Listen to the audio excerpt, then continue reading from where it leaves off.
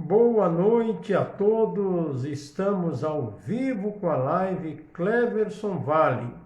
Hoje, dia 2 de junho de 2021, e vamos falar a respeito do DNA, propósito da igreja, algo que talvez você ainda não ouviu falar, mas nesta noite você vai ficar esclarecido, porque estamos recebendo hoje o pastor Inar Brandão.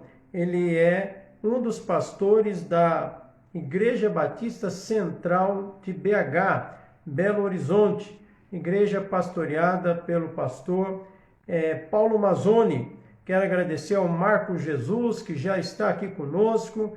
Um abraço, Deus abençoe. Meu irmão Clériston Vale também está ao vivo aqui conosco, muito obrigado. Pastor Inar já chegou, então deixa eu convidá-lo para entrar na live aqui ao vivo comigo.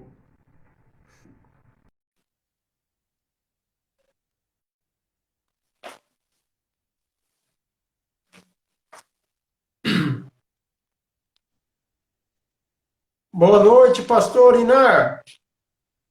Boa noite, Cleverson, como vai? Graças a Deus bem, um prazer recebê-lo aqui hoje na nossa live para falar de assunto que o pastor domina, né, no seu dia a dia aí, como um dos pastores da Igreja Batista Central de BH, sobre DNA, igreja, o propósito da igreja, supervisão de líderes de células, enfim, conhecer um pouco mais da estrutura aí da IBC BH, que tem ajudado muitas igrejas, não só no Brasil, mas ao redor do mundo. E eu estou lendo muito a respeito de tudo que tem acontecido aí em BH, tenho acompanhado pelo YouTube o DNA 1, o DNA 2, e acabei de receber esse livro do Wagner Carvalho, Transição, estou devorando aqui, chegou pelo correio ontem, e é uma bênção ter o pastor aqui conosco nessa noite, pastor Inar. Muito obrigado. Prazer todo meu, obrigado pelo convite. A gente sempre ama estar repartindo aquilo que Deus tem falado conosco, tem trazido para nós. Privilégio estar aqui com você. Pastor, além das pessoas que estão conosco ao vivo, essa live fica gravada e muitas pessoas depois têm acesso. Eu quero apresentá-lo, então, a todos que estão conosco e aos que posteriormente irão acompanhar a nossa live. Pastor Inar Brandão é advogado, teólogo, pastor da Igreja Batista Central de Belo Horizonte, pastor executivo de missões, pastor titular da Unidade Central Pampulha, em Belo Horizonte, com mais de 1.000 pessoas e 139 células. Casado com Thaís, há 21 anos, eles têm 3 filhos, Ian, Laura e Helena. Muito bem, pastor, vamos começar falando do pastor como pessoa. Queria começar lá atrás, não sei se faz muito tempo, o senhor vai falar para nós, como conheceu a Jesus Cristo? Como foi a sua conversão? Fala um pouquinho sobre o seu encontro com Jesus. Acho que, como a maioria dos brasileiros, eu acreditava em Deus, mas num Deus que estava longe. E vivia a vida da minha própria maneira.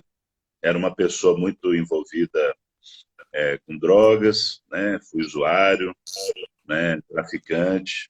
Eu sou aquele crente estereotipado, ex-drogado, ex-prostituído.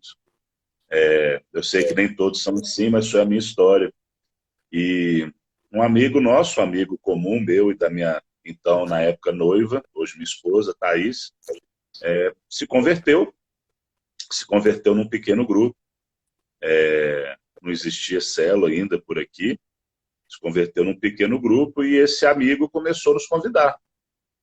Ainda que não fosse muito do meu interesse, a Thaís ela queria participar desse pequeno grupo para poder discutir, para poder argumentar, para poder mesmo, assim, a intenção dela era confrontar os crentes. E a gente indo lá, acaba que, é claro, Deus tinha um encontro preparado para nós, né? Nós nos apaixonamos pela palavra, né? Pelo Senhor Jesus. Vivi um processo de conversão aí de uns 9 meses, né? Lutando contra o vício, na verdade, lutando para não deixar o vício. E Deus graciosamente me salvou, me resgatou. Isso foi em 1998. No final do ano, já eu e a Thaís nos batizamos na Igreja Batista Central, a nossa primeira e única igreja. E foi ali que a gente aprendeu a servir a Deus, amar as pessoas. Foi de maneira aqui bem resumida, mas foi aí aos meus 25 anos que eu conhecia Jesus, já foi um pouco mais tarde. Infelizmente, tive tempo de fazer muita bobagem.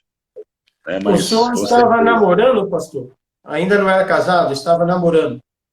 Isso, eu não era casado, eu já estava noivo, mas não era casado ainda não. Ok. E os dois, tanto o pastor como a esposa, chegaram quase que na mesma época na igreja e se converteram próximos. Foi tudo junto mesmo, a gente, para não falar que não teve diferença assim, em relação a uma decisão por Cristo, uma oração de entrega, eu fiz numa semana, ela fez na outra, mas nós fizemos tudo junto, nos encontramos com Cristo juntos e temos servido o Senhor juntos desde então também. Que bênção. E, então, quando o senhor chegou à Central, ela ainda não tinha passado pela transição, porque a transição começou em 2001, não é? Não, na verdade é o seguinte, é quase isso. Nós chegamos em 98, a Central estava querendo fazer a transição, né? A Central estava naquela fase que a gente chama talvez aí de pré-transição, né? O período onde o pastor então está estudando, ele está buscando conhecer os modelos celulares. O pastor Paulo e a liderança já estava fazendo isso, eles já estavam visitando igrejas no Brasil e no exterior, e estavam estudando os materiais disponíveis, mas ainda não havia começado a transição para a igreja. Mas eles já estavam estudando sobre isso, já estavam pregando sobre isso, principalmente. A igreja já estava experimentando ali uma renovação espiritual, motivada por essas pregações intencionais, que falavam, então, do sacerdócio universal do crente, né, onde cada crente é um ministro. Eles já estavam falando, então, sobre compaixão, sobre ganhar o perdido, e com certeza, isso já estava fazendo diferença na nossa igreja, só o fato da gente estar ali falando desses assuntos. Eu, claro, cheguei na igreja como membro, né, e a transição para valer dentro da igreja aí começa no ano 2000, e em 2001 a gente abre as primeiras 15 células. Né, então, o senhor chegou na época que a igreja era pequena, assim, pequena, média, né? Tinha uns 300 membros naquela... Se for olhar os padrões aí estatísticos, e a gente sabe, né, que cerca de 5% das igrejas no mundo inteiro tem mais de 350 membros, então, nesse sentido, a gente era uma igreja grande, a gente tinha em torno disso, e a igreja cresceu muito, muito rápido, né? Era uma igreja sólida, bíblica, né? Mas era uma igreja que faltava mesmo, era compaixão, era propósito, né? Uma igreja linda, uma igreja respeitada, né? Mas faltava essa igreja algo mais. Eu lembro, né, do pastor Paulo pedindo a Deus, né, sonhando de ter uma igreja onde todos os membros fossem pastores, né, para que todos ganhassem vidas para Jesus e todos, né, pudessem fazer discípulos. Então, esse era o sonho. Pastor, tem um Maurício Fernandes dizendo gratidão pela vida do pastor Inário, ele celebrou nosso casamento. Olha aí. Não sei se você lembra dele. Claro. Então, o pastor é membro da Central já há 23 anos, desde 98. Exatamente. Desde 98. Exatamente. Chegamos lá E logo no início, eu sei que o meu dom principal é de serviço, é Uhum. onde eu me sinto mais à vontade e vejo que Deus mais me usa. Eu amo servir.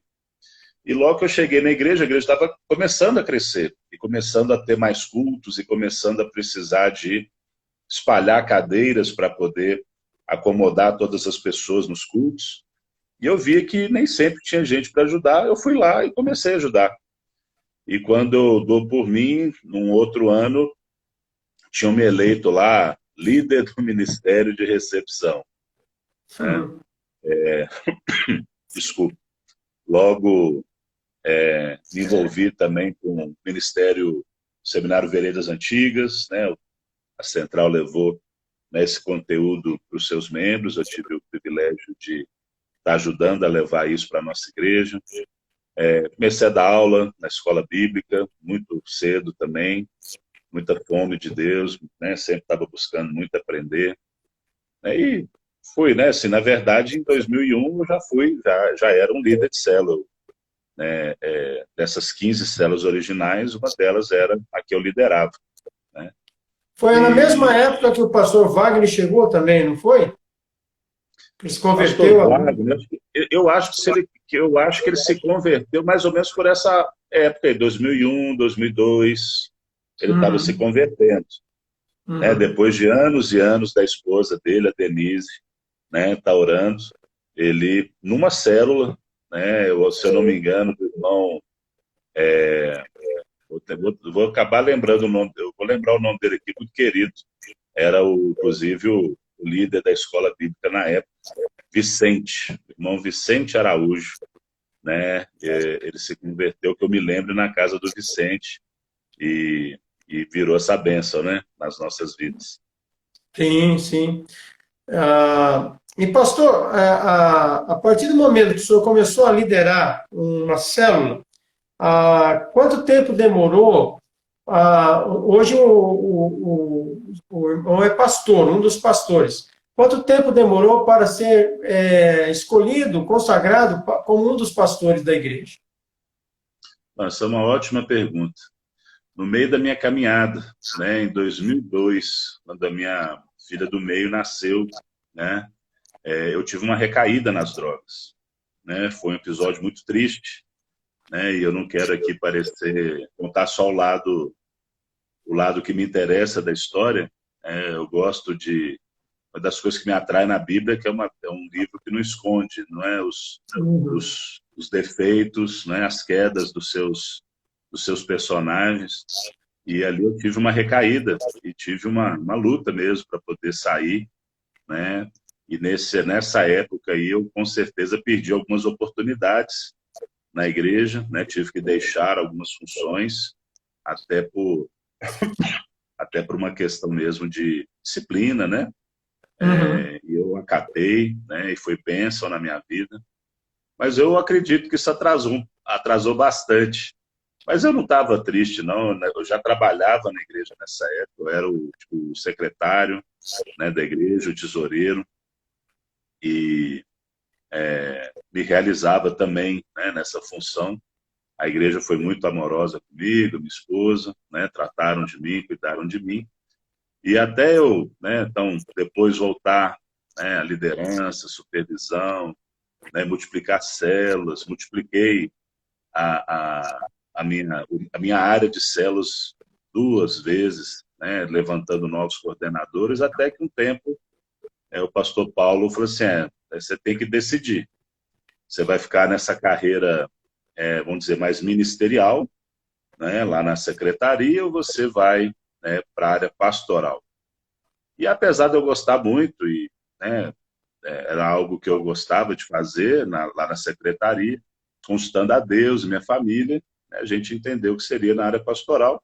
Em 2012, o pastor Paulo, então, me tirou lá lá da secretaria, me trouxe para ser um pastor auxiliar do pastor de rede que eu servia já, o pastor Alexandre, e para atuar também como um ajudante, um assessor dele, Paulo Mazzoni, para alguns assuntos que ele precisava.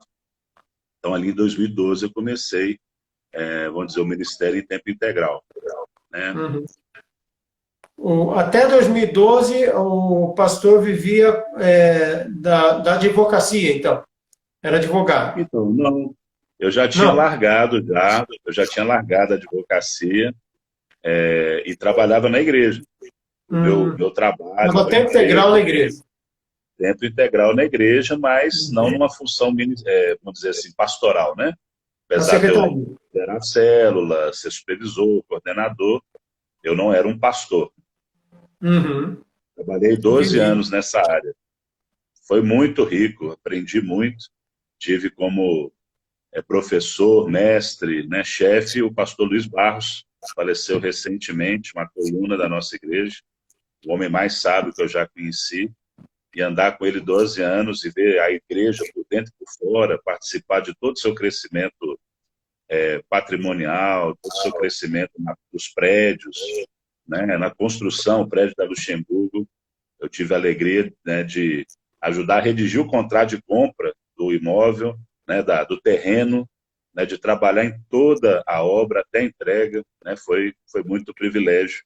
E isso sempre me fez estar envolvido com a igreja como um todo. Então, eu já, né, eu já fui o atendente de telefone, eu já, já fiz a agenda dos pastores, eu já fiz o informativo, já fiz compra, comprei passagem, eu já fiz de tudo, né? Então, já cuidei do culto, já fui responsável pela área dos eventos, né? De tudo um pouquinho eu já fiz na Central. Então, é muito legal.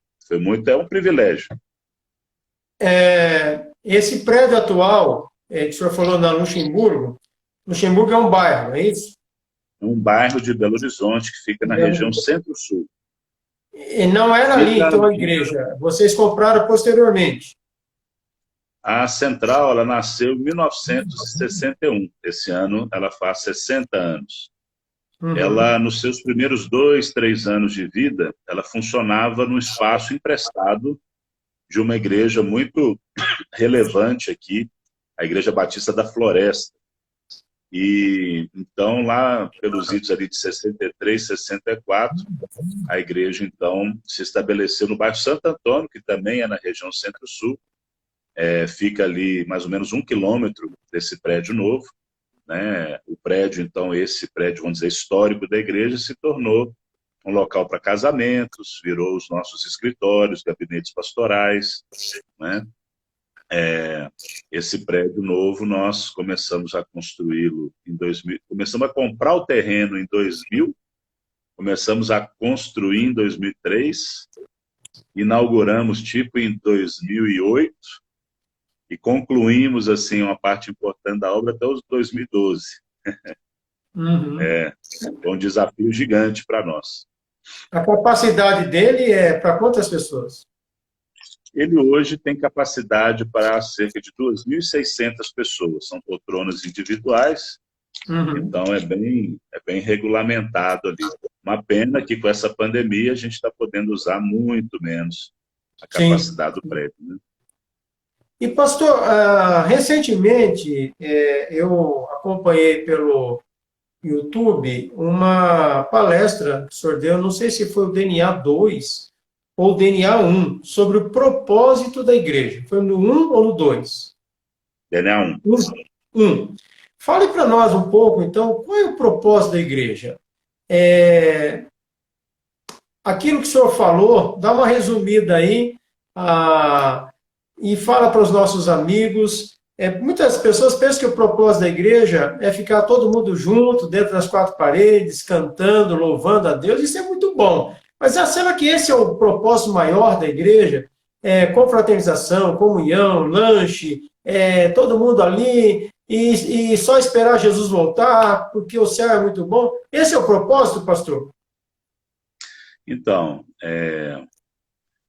a gente tem que separar o que é propósito e o que é o dia a dia, né? Então, é claro que no dia a dia da igreja, como igreja, nós nos reunimos, nós nos alegramos, nós festejamos, nós oramos juntos, né? Nós nos apoiamos uns aos outros, a gente come junto, a gente vive junto. Isso é uma É a benção, isso é comunhão, parte né? de ser igreja. Comunhão.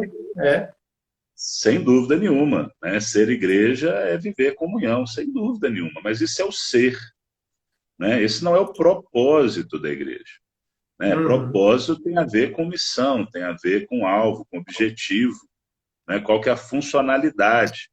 Então, a gente tem que separar. Então, a gente viver igreja simplesmente é uma maravilha, mas isso não quer dizer que nós estamos vivendo o propósito da igreja, né? Então, nessa palestra, né, o DNA1, ele é um seminário que as suas palestras têm por objetivo desafiar, trazer, então, uma visão de Deus, não é nada, não tem nenhuma novidade, né? Nenhum pastor que passar pelo DNA1 vai falar assim, puxa, nunca vi isso. Pelo Aliás, contrário, nós estamos deixa falando... eu interromper um pouquinho, pastor. Essa pergunta está adiante, mas vamos voltar, então. Explique primeiro o que é DNA, para o pessoal não ficar assim, o que ele está falando, seminário DNA, né? O que é DNA? Claro, Depois volta aí o assunto. Perdão, pastor. imagina, o DNA, ele é um projeto da nossa igreja. Ele nasceu através do pastor Wagner Carvalho, ele estava fazendo o curso de docente, aliás, o curso nacional do Haggai, né, liderança avançada do Haggai. E ao final desse curso,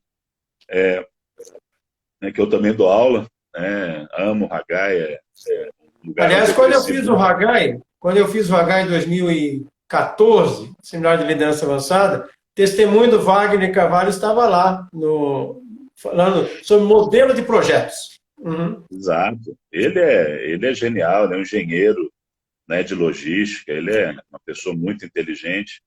Mas ao final do curso, né, de liderança avançada do Instituto Haggai aqui no Brasil, cada participante é desafiado a fazer um projeto evangelístico.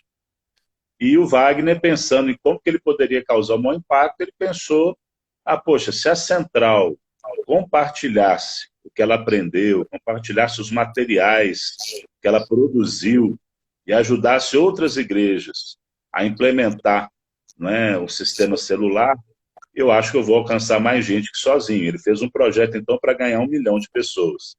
1 milhão. Olha aí. Para nós é muito, parece até arrogante, né? Mas quando a gente pensa em Deus, 1 milhão para Sim, Deus não é nada, né? É pouco. verdade. Talvez tenha sido até acanhado. E o DNA, então, o pastor Wagner, na época, não era pastor da nossa igreja. Ele procurou o pastor Paulo Mazzoni, né, o nosso presidente, e apresentou esse projeto. E juntos, então, o pastor Paulo deu uma outra cara, uma outra ideia, né, aproveitando esse projeto do pastor Wagner, e juntos eles deram luz, né, ao que se tornou, então, esse seminário. DNA significa desafiar, nutrir e apoiar. A ideia é ajudar através de treinamentos, seminários, né, apoio, igrejas que elas possam, então, desenvolver os seus próprios modelos celulares, né, respeitando sua cultura, regionalidades, né, suas denominações, especificidades. O DNA, nesse sentido, não é um modelo pronto, né? A ideia é ajudar que cada igreja desenvolva o seu próprio. E para nós, o DNA, o pastor Paulo fala muito isso, a gente acha que ele nasceu mesmo no coração de Deus. A ideia do DNA é a gente trazer unidade, né? O DNA é um seminário e tudo que a gente faz é gratuito, né? Nós recebemos, né? Foi uma das palavras que o pastor Paulo deu, nós não vamos cobrar por nada, né? Nós vamos dar tudo que a gente tem, e debaixo de uma bandeira que me encanta, que me conquista, que me faz ser um entusiasta do DNA. Eu participo do grupo executivo do DNA também na nossa igreja. Uma alma ganha na sua igreja é o mesmo valor de uma alma ganha na nossa, né? O reino está crescendo. Então, para nós, o DNA é missão urbana, só que não feita diretamente pela Central, né? Feita pelas igrejas que andam conosco. A DNA é uma rede de amigos, de pastores, não é uma associação, não é uma denominação, não tem contrato, não tem termo de adesão, não tem mensalidade, né? O DNA é isso, ele trabalha, então, basicamente com 2 seminários, o DNA 1, onde há mais o despertamento, né? O DNA 2, que já vai tratar de uma igreja que já implementou as células, então vai trabalhar um pouco mais do evangelismo, discipulado, liderança. E depois disso nós temos grupos de conexão, pastores que querem andar juntos, que querem continuar aprendendo, né? Eles se reúnem, então, em diversas cidades, né? Praticamente em todos os estados do Brasil já tem uma conexão do DNA, e esse ano a gente implementou as mentorias, que é um acompanhamento mensal, é um trabalho mensal onde os pastores se reúnem para se aprofundar nesse livro aí que você recebeu, o Transição. Porque a transição ela não acontece uma vez. A nossa defesa é que ela é contínua e permanente. Nós temos que estar constantemente revisitando esses conceitos e vendo o que a gente precisa reforçar, o que a gente precisa trabalhar de novo para manter a nossa igreja bem focada no propósito. Essa mentoria, devido à pandemia, tem sido online, é isso? Sim, por conta da pandemia, nós temos feito assim, boa parte de tudo, não só do DNA, mas da nossa igreja online. Então, hoje, essa mentoria é 100% online. E quando passar a pandemia, a ideia é que os pastores de diversos lugares do Brasil, uma vez por mês, se encontrem na central, como que ficará? Não, imagina. A ideia não é essa, não. É por isso que a gente tem os grupos de conexão espalhados aí, Okay. então eles mesmos, né, já se apoiam mutuamente, né? O pastor Wagner fala isso sempre, o DNA é seu, ele não é da central, ele é seu. Então, sem nenhum vínculo administrativo, financeiro, esses grupos de pastores têm se apoiado, se ajudado, pregado um na igreja do outro, emprestado recursos, né, feito treinamentos um na igreja do outro. Tem sido algo muito, muito bonito, né? O reino de Deus em ação. Aqui no estado de São Paulo eu conheço dois, o pastor Ricardo Kapler e o pastor Marcelo Santos, que tem esses grupos de conexões em São Paulo, capital, e Piracicaba. Os dois, um interior e outro capital, né? E eu estou mais próximo aqui do Marcelo Santos. Pastor, são grandes amigos, vamos... grandes amigos. Oi? São grandes amigos, estavam agora há pouco aqui em Belo Horizonte, conosco. Muito bem. Pastor Marcelo foi meu professor no Haggai, na aula de integridade. Fez a gente chorar na época. Manda bem demais. Sim. Vamos voltar ao propósito que eu estava falando, eu te cortei. Claro, não, imagina. A palestra do propósito, na verdade, é a primeira palestra do DNA 1.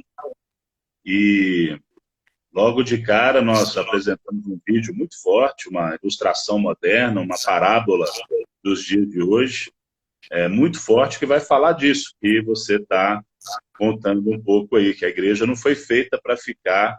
O propósito da igreja não é se tornar uma grande arca de Noé, é uma represa das bênçãos de Deus, né? Um salvo-conduto, né? Um lugar de refúgio dos crentes.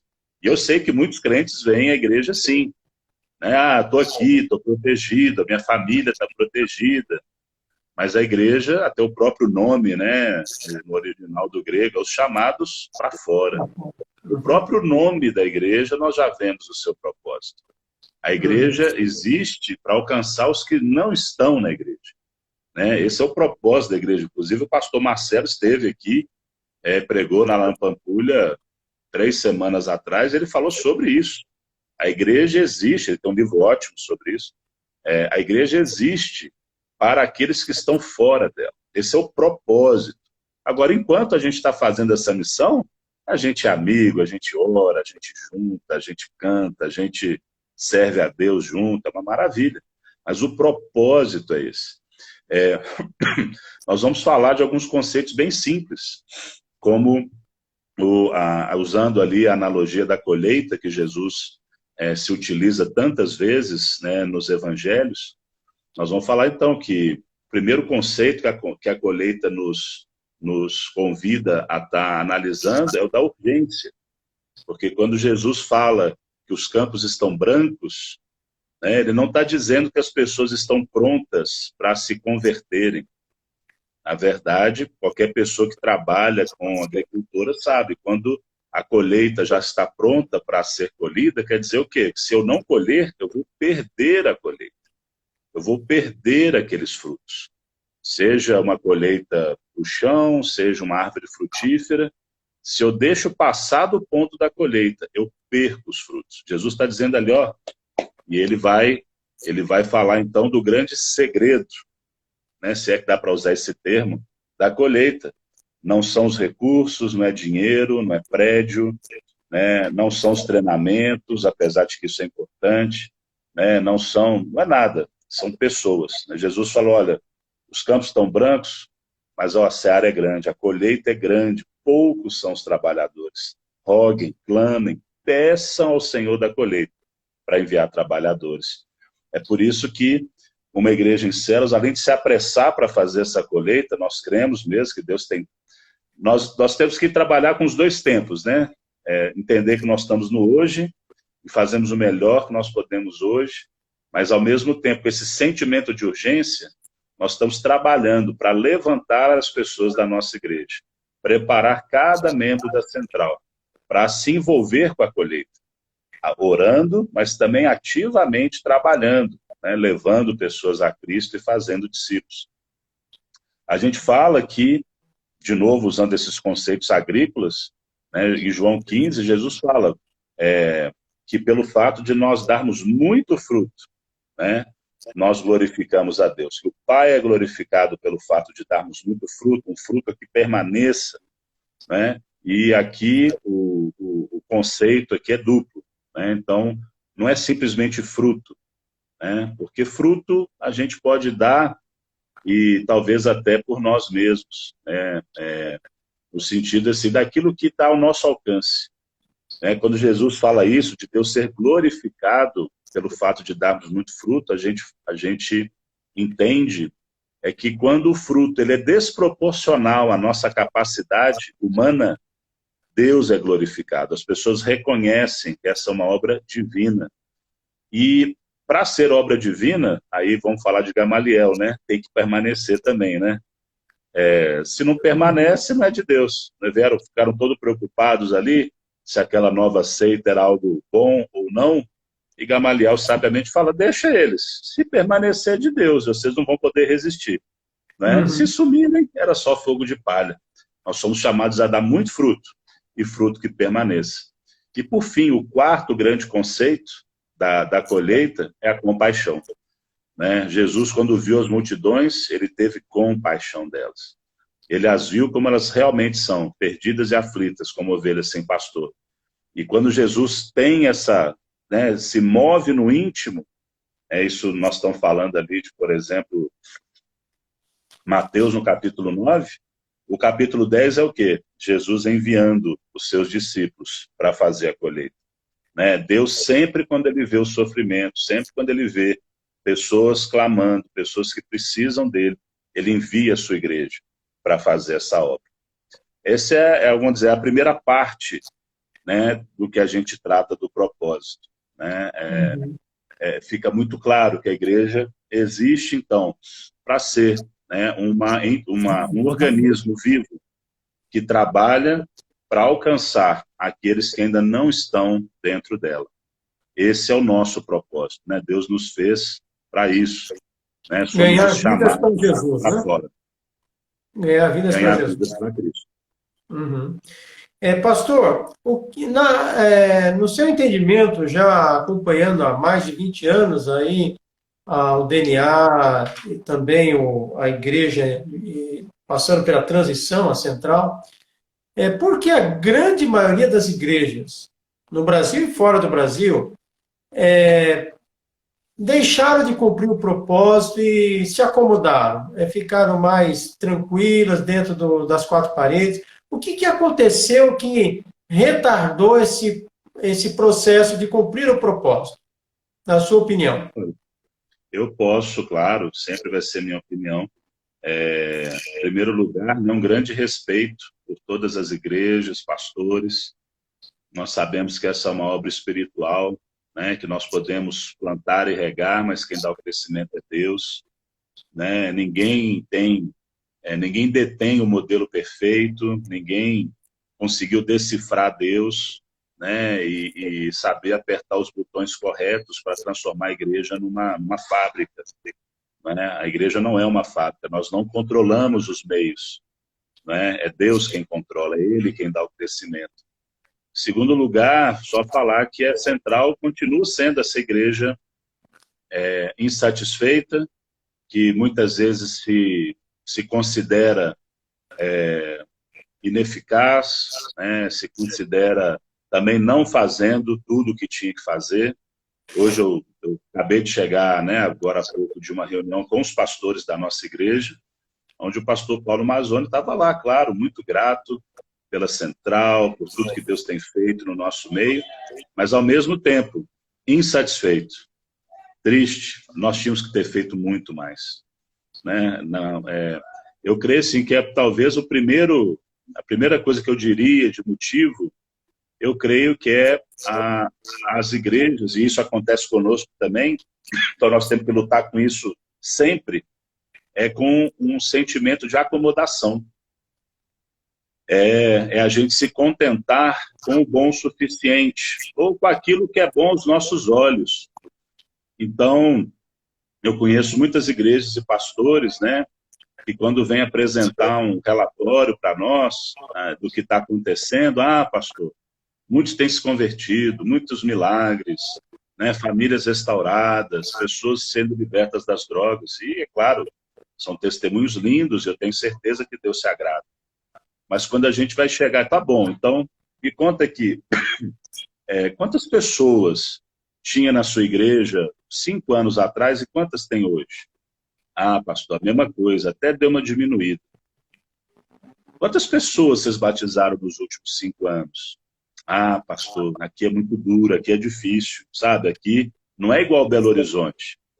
Belo Horizonte é fácil, todo mundo quer. Que é uma grande mentira. Ninguém quer em lugar nenhum. O homem natural rejeita Deus. Em qualquer lugar, em qualquer cultura, em qualquer lugar. Aí eu chego e pergunto, olha, nesses 5 anos, vocês prepararam quantas pessoas, treinaram quantas pessoas para evangelizar e discipular os seus amigos, a sua família, os seus colegas? Pastor, ninguém. Então, assim, a gente se contenta com algo que é o ser igreja. Eu acho que muitos pastores têm se contentado em ser igreja, ao invés de fazer igreja, né, de cumprir o propósito da igreja. E aí a gente entra na questão dos paradigmas, que são maneiras de pensar, são comportamentos repetitivos que a gente faz sem parar muito para pensar. Então, conceitos do tipo, o pastor faz tudo, né? Então, aquela separação entre o clero e o laicato. Então, o pastor é o único que faz o ministério. Então, uma igreja onde só o pastor, é ele que prega todos os sermões, é ele que faz todas as orações, é ele que faz todas as visitas, é ele que vai em todos os velórios, é ele que faz todos, né? Eu falo que é o pastor que ama tanto a Deus que quer morrer mais cedo. Quer ir ao encontro do Senhor logo, né? Claro, vai morrer de tanto trabalhar.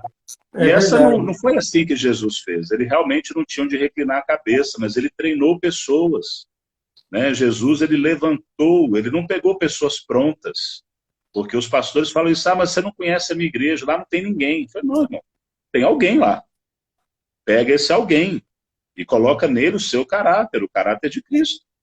Ensina essa pessoa, foi o que Jesus fez. Ele não pegou pessoas prontas. Ele teve que investir tempo para prepará-las. Né? Aliás, Jesus teve até Judas no meio, né? Até Judas estava no meio lá. Pedro, aquele temperamento colérico, né? Sanguíneo, sei lá, difícil. Os filhos, né, da Zebedeu, Tiago e João, né, querendo a primazia. Era um grupo, não era fácil, não. Gente sempre foi gente. Eu acho que, assim, dentro dos paradigmas, estão justificativas que eu ouço no Brasil e no mundo afora. Aqui é diferente, aqui não funciona, aqui ninguém quer. Eu ainda estou para conhecer, sabe, pastor Cleves, o lugar onde eu vou chegar e eles vão dizer assim, não, aqui funciona, aqui tudo dá certo, aqui todo mundo quer Jesus. Esse lugar não existe, não é? Esse lugar não existe. Então, esses paradigmas, né, tipo, que o evangelismo é algo assim, separado para pessoas especiais. Claro, existem pessoas com um dom de evangelismo, nós sabemos disso, mas não quer dizer que a missão de evangelizar é só destes, né? Pelo contrário, evangelizar é a missão de toda a igreja. né? Toda a igreja. Quando Jesus fala da grande comissão, ele não está, olha, gente, vocês que são evangelistas, evangelizem, né? Não, a missão de evangelizar é de toda a igreja. A missão de fazer discípulos é de toda a igreja. Outro paradigma é a gente parar no evangelismo, né? Então, assim, nós não estamos aqui simplesmente para fazer Cristo conhecido. Mas Jesus, a ordem dele foi que fazer discípulos batizando, ou seja, levando um grande compromisso público com ele, não é? E ensinando a obedecer.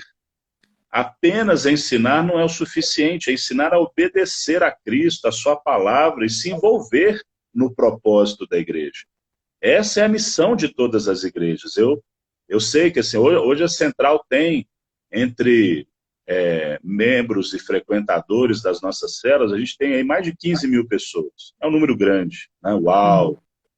Comparado a Belo Horizonte é muito pequeno, é 0,5% de Belo Horizonte. Não é nem Hoje, 1%. BH tem quantos habitantes? Belo Horizonte apenas, a capital, 3 milhões e pouquinho. A grande Belo Horizonte tem 5 milhões. São 20 e poucas cidades. 15 mil comparado aos 3 milhões, zero quanto aí que deu? Meio, 0,5. Então tem muita gente pouco. ainda, muita gente. E não é só isso, pastor Cleves. Eu digo o seguinte, 15 mil é um número, assim, só Deus. A Central, por ela mesma, não teria 1.000 pessoas. É graça de Deus. É favor de Deus. Né? Total. Tanto que eu acho que as pessoas glorificam a Deus, porque, olha, mas foi a Central que fez isso? Talvez Hoje quem a veja Central hoje, é a segunda maior igreja de BH, evangélica, só perde para a Lagoinha. Deve ser a terceira, no mínimo. Se não tiver alguém que passou a gente já em número, porque A Lagoinha é maior, né? A Lagoinha e a Getsemane também é muito grande. A Getsemane é maior que a Central? É maior. Não sabia, não. É maior. O pastor Jorge é uma fera. Jorge Mas veja Linhares. bem, pastor. A gente, claro que se alegra com os 15 mil. É um milagre, é Deus. Né? É um pastor, ele mesmo, né, se acha um pastor muito simples, muito pequeno. Mas, para nós, o grande orgulho, né, o grande motivo assim, de celebração, talvez até mais do que os 15 mil, são aqueles 3 mil que hoje lideram células. Estão ativamente envolvidos, né, na evangelização e no discipulado das pessoas. Então, essa é a grande riqueza da Central. São seus líderes, são as pessoas que nós treinamos. Desculpe, capacitamos para essa obra. Então, Você chama de missão. pastores, né? Esses 3 mil são pastores dos pequenos grupos, pastores das células. O pastor Paulo brinca que são pastores com P minúsculo.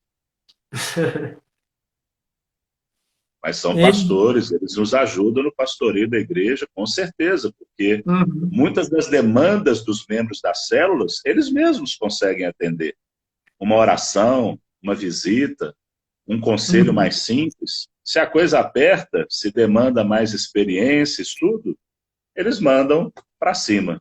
Né? Mas seria impossível pastorear uma igreja desse tamanho, ainda que a gente tenha hoje aí uns 40 pastores, pastorear bem uma igreja desse tamanho só com os pastores que a gente tem.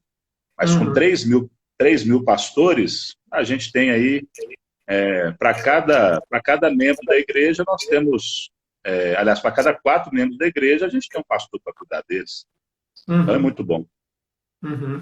Pastor, eu queria terminar essa live com um último assunto aqui, é sobre paixão contagiante. Fale um pouco dessa conferência que aconteceu e qual o objetivo dela. Então, a Paixão Contagiante nasceu quando o pastor Wagner começou a trabalhar com DNA. Ele veio em tempo integral em 2012, a gente começou junto, né, se eu não me engano, em junho de 2012, e imediatamente ele viu uma oportunidade de trazer pastores de outras igrejas para participar da nossa festa anual de multiplicação de células. E durante um tempo isso funcionou muito bem, né? Porque nós ainda estávamos crescendo, havia espaço no auditório, não eram tantos pastores assim que vinham, Então a coisa andava bem, os pastores vinham, eles se alegravam, eles vinham à igreja consagrando os líderes, era muito impactante. Só que nos últimos anos, não só a central cresceu muito, mas o DNA também. Então começou a não caber no nosso espaço, né? Começou a haver uma concorrência. Então no nosso prédio, 2.600 pessoas, a gente chegou a separar 800 lugares para pastores vindos de fora. E a central já estava aí com seus 8.000, 9.000 membros. Então, nem os membros conseguiam vir. Uhum. Então, a gente resolveu transformar a Paixão Contagiante agora numa conferência celular, né, para os pastores do DNA e de outras, né, outros modelos, sem problema nenhum, onde a gente está, então, promovendo, né, a visão celular, trazendo treinamento, trazendo sempre pastores, né, que são pastores de células muito fortes. Esse ano nós tivemos lá o pastor Gary Skinner, né, de Kampala, né, em Uganda, né, o pastor da Watoto Church, né, uma igreja... É um senhor de idade, Calvin, não é esse? Acho que eu assisti a mensagem, muito boa, muito boa. Fantástico. O pastor Paulo fala dele como o pastor da melhor igreja do mundo, né, que simplesmente revolucionou a cidade e o país. Uma igreja de células África, poderosa. continente africano, né?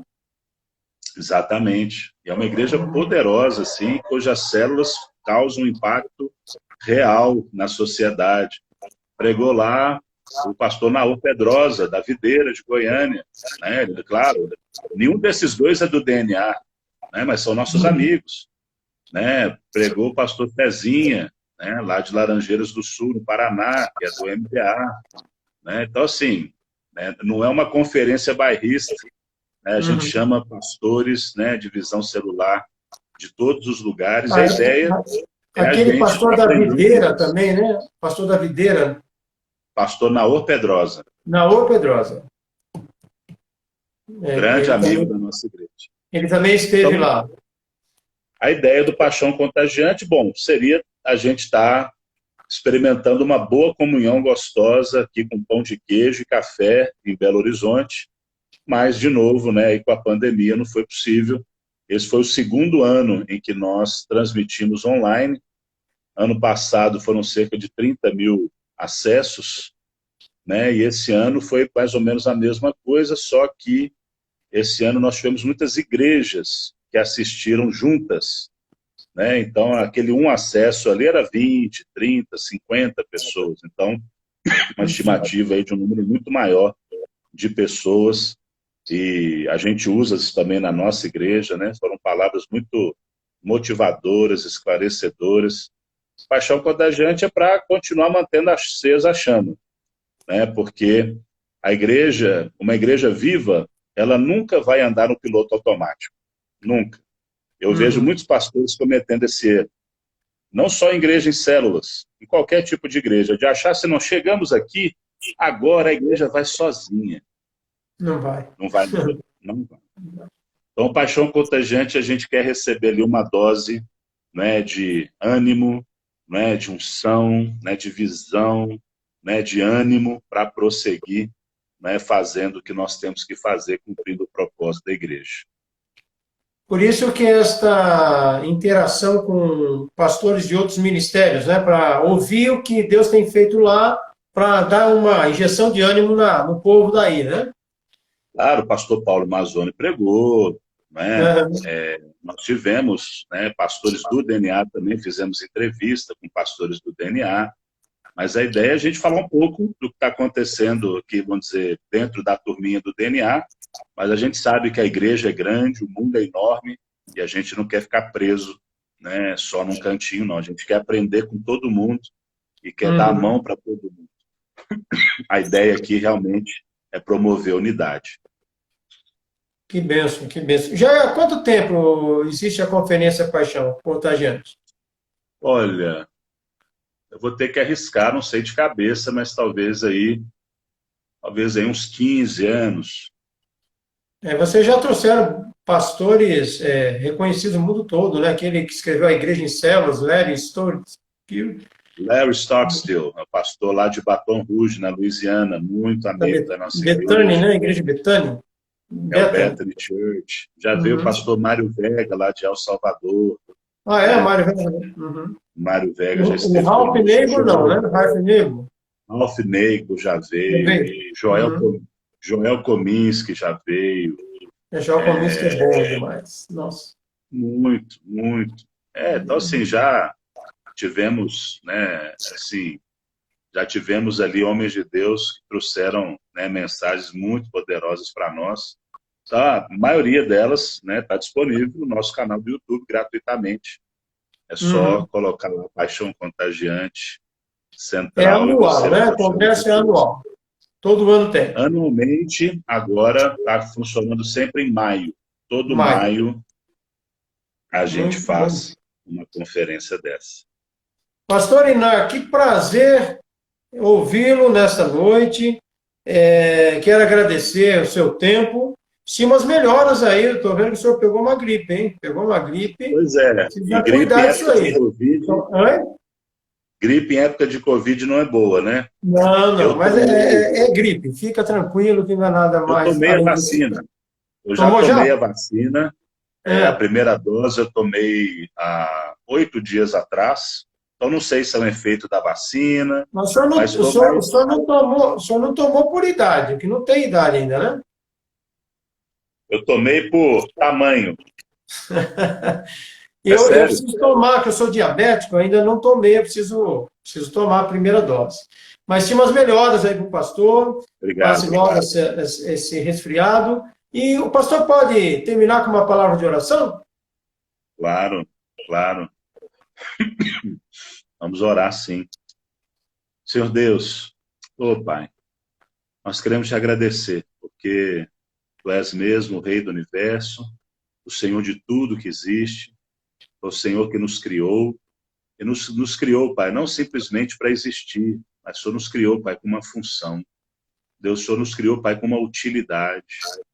Deus, nós temos propósito, Pai. A vida abundante é uma vida cheia de significado e propósito.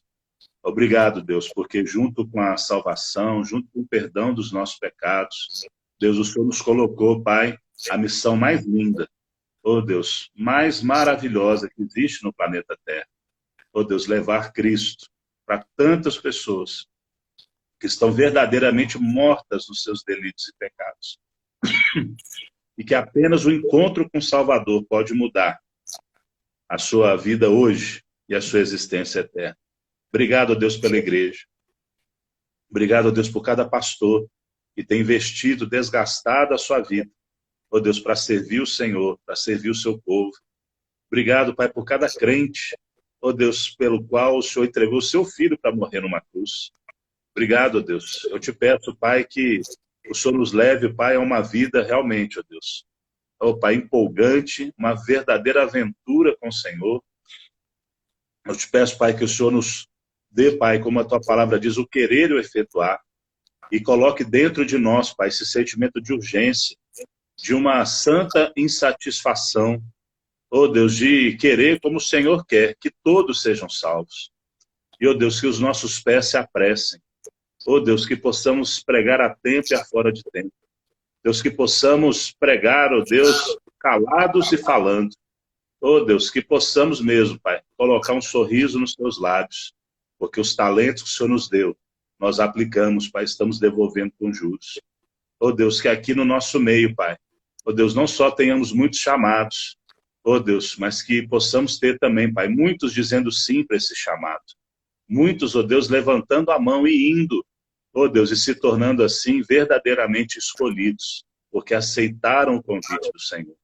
Eu te peço, Pai, por uma colheita abundante. Eu te peço, Deus, Pai, por líderes, Pai.